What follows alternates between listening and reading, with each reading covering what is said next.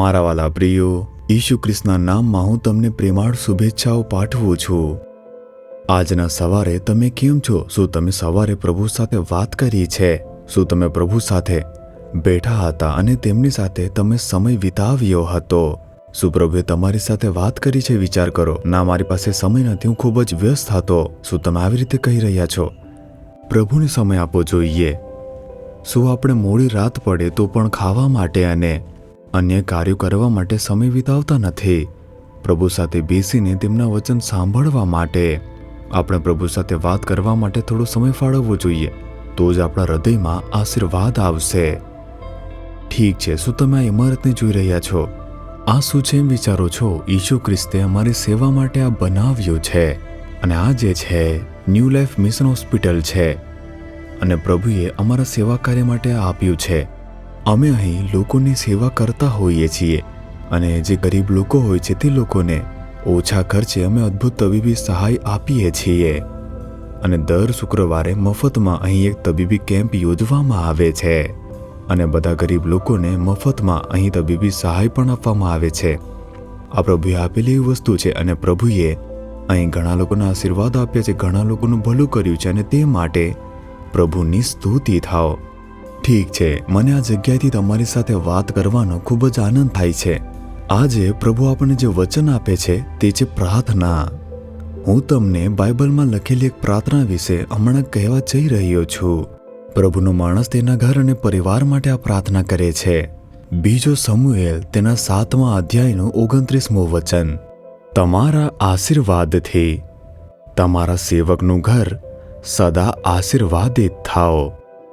દાઉદ નામનો એક ભક્ત તે યહોવા તરફ જોઈ રહ્યો છે, સુંદર પ્રાર્થના કરે છે।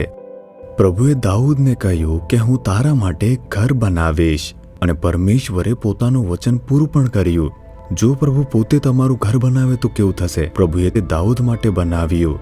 શું તમારી પાસે ઘર નથી? શું તમે વિચારો છો કે ઘર બનાવશો તો સારું રહેશે? તમે પ્રભુ પાસે માંગો। શું જીવવું જરૂરી નથી? જ્યાં સુધી આપણે આ દુનિયામાં રહીએ છીએ આપણને રહેવા માટે ઘરની જરૂર છે। પ્રભુએ દાઉદ માટે ઘર બનાવ્યું હતું અને ત્યારે તે પ્રાર્થના કરે છે કે પ્રભુ, તમારો જે આશીર્વાદ છે તેનાથી તમારા સેવકનું ઘર તે હંમેશ માટે આશીર્વાદિત રહે। આપણને ઘર માટે આશીર્વાદ શું લાગે છે? આપણી પાસે સોફા સેટ હોવો જોઈએ, ડાઇનિંગ ટેબલ તે હોવો જોઈએ, ટેલિવિઝન હોવું જોઈએ, વોશિંગ મશીન હોવું જોઈએ, ફ્રીજ હોવું જોઈએ। જો ઘરમાં વસ્તુ ભરેલી હોય તો આપણે કહીશું કે આ ઘર આશીર્વાદિત છે। બધું હોવા છતાં જો આપણી પાસે શાંતિ ન હોય તો, ઘરમાં રહેતા લોકોના અંદર એકતા ન હોય તો, જો એકબીજા પ્રત્યે પ્રેમ ન રાખે તો તેનો શું ફાયદો છે? તેથી જે કોઈ ઘર આશીર્વાદિત હોય તેમાં શાંતિ હોવી જોઈએ, ખુશી હોવી જોઈએ, પરિવારના લોકોમાં પ્રેમ અને એકતા હોવી જોઈએ। તે જ સાચો આનંદ છે। જો આપણી પાસે કંઈ ન હોય પરંતુ જે આપણી પાસે છે તેમાં આપણે ખુશ રહીએ, તે સૌથી મોટો આશીર્વાદ છે। શું પ્રભુ આપણને બધું આપશે ને આપણે માંગવું જોઈએ? પરમેશ્વર એવા પ્રભુ છે જે તમારા ઘર માટે જે બધું જરૂરી છે તે બધી જ વસ્તુ આપશે અને આશીર્વાદ આપશે। પરંતુ મહત્વની વાત, પરમેશ્વરનો આશીર્વાદ।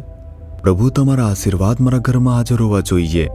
તમારી શાંતિ છે, તમારો પ્રેમ છે, તમારી નમ્રતા છે અને તમારી જે ઈશ્વર ભક્તિ છે તમારામાં હોવી જોઈએ। પરમેશ્વર એ સૌથી મોટો આશીર્વાદ છે। શું તમારા ઘરમાં શાંતિ છે? શું પરિવારમાં પ્રેમ અને એકતા છે? ઘરમાં પ્રવેશો છો ત્યારે શાંતિ મળે છે? જ્યારે તમારા ઘરમાં પ્રવેશો છો, મારો પરિવાર સૌથી ખુશ છે, ઘણા આનંદિત છે, શું તમે એવી રીતે કહી શકો છો? ઘણા લોકો કહી શકતા નથી। તેઓ વિચારે છે કે હું ઘરની બહાર ક્યારે જઈશ। તેઓ વહેલા ઘરે જતા નથી, તેઓ શક્ય હોય તેટલું મોડું ઘરે જાય છે। કેમ? ઘરમાં કોઈ આશીર્વાદ નથી। તમે ક્યાં સુધી આવી રીતે જીવવાના છો? પ્રભુ કહે છે હું તમારા ઘરને આશીર્વાદ આપીશ, પરિવારને આશીર્વાદ આપીશ।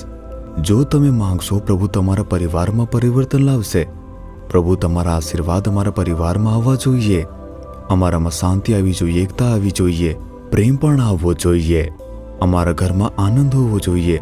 અમને અને અમારા પરિવારને તમે આશીર્વાદ આપો। પ્રાર્થના કરીને જુઓ, પરિવર્તન આવશે। તમે કહો છો ના, ખૂબ જ પ્રયાસ કરવા છતાં તેઓ સાથે નથી મળી રહ્યા, ઘણી બધી સમસ્યાઓ છે એમ વિચારો છો। તેનું કારણ શેતાન છે। જો આપણે ખુશ હોઈએ તેને ગમતું નથી, તે પરિવારને ખલેલ પહોંચાડતો રહેશે। કેવળ પ્રાર્થના છે જે આપણને તેનાથી બચાવી શકે છે।